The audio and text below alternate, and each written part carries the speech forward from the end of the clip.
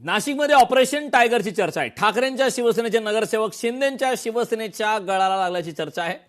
नाशिकमध्ये ठाकरेंच्या शिवसेनेच्या 10 ते 12 नगरसेवकांवर शिंदेंच्या शिवसेनेचा गळ पाहायला मिळतोय। महापालिकेच्या राजकारणात मोठ्या घडामोडींची आता चर्चा सुरू आहे।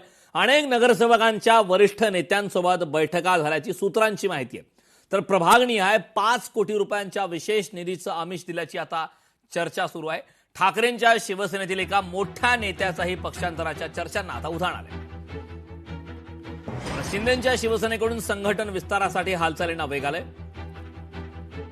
महत्वाच्या वेळी ठाकरे सेनेचे नगरसेवक नाशिकचे तब्बल 10 ते 12 नगरसेवकांवर शिंदेंच्या शिवसेनेच्या गळाला लागल्याची चर्चा आहे। ऑपरेशन टायगरचा पुढचा पार्ट आता नाशिकमध्ये पाहायला मिळणार आहे। नाशिकमध्ये ऑपरेशन टायगरची चर्चा आहे, त्यामुळे नाशिकच्या राजकीय वर्तुळात चर्चांना उधाण आलेलं आहे।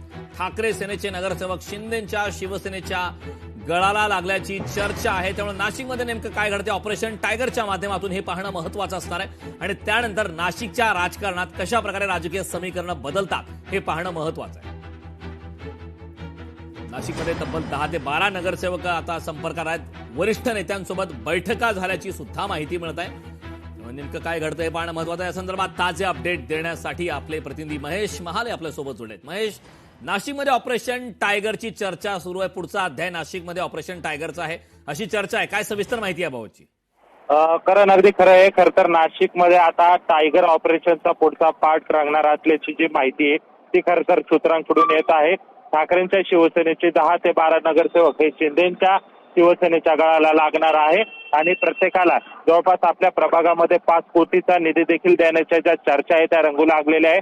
याचबरोबर नाशिकमध्ये ठाकरेंच्या शिवसेनेचा एक संपर्क मंत्री याचा देखील शिंदेंच्या शिवसेनेमध्ये पक्षप्रवेश केला जाणार असल्याची माहिती आहे।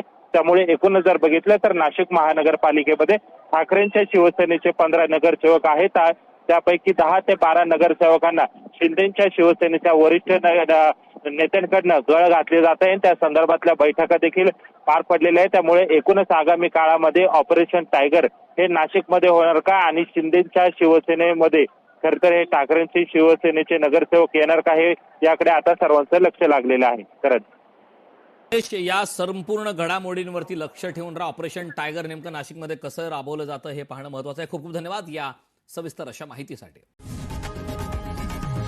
लोकशाही मराठी ऐका, पहा, जागरूक रहा।